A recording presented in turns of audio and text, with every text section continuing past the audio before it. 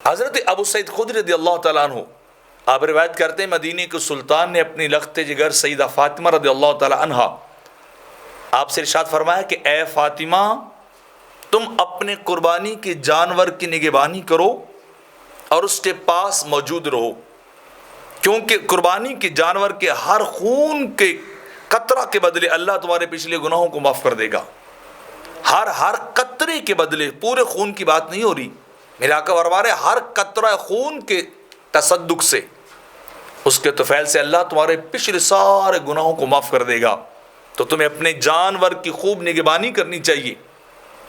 خوب اس سے پیار کرنا چاہیے، اس کے پاس رہنا چاہیے، تمہیں تسلی جو ہے وہ کرنی چاہیے۔ تو جب یہ بات میرے آقا علیہ الصلوۃ والسلام نے کی تو خاتون جنت رضی اللہ تعالی عنہا آپ نے عرض کی حضور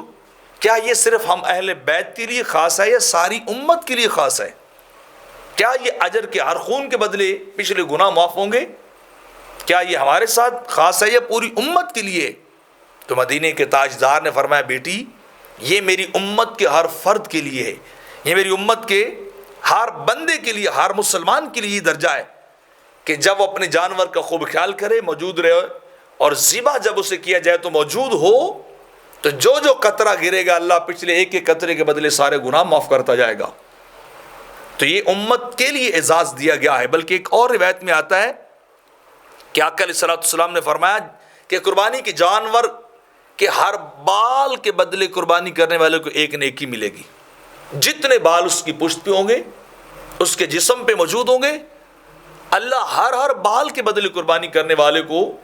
ایک ایک نیکی جو ہے وہ عطا کرتا جائے گا۔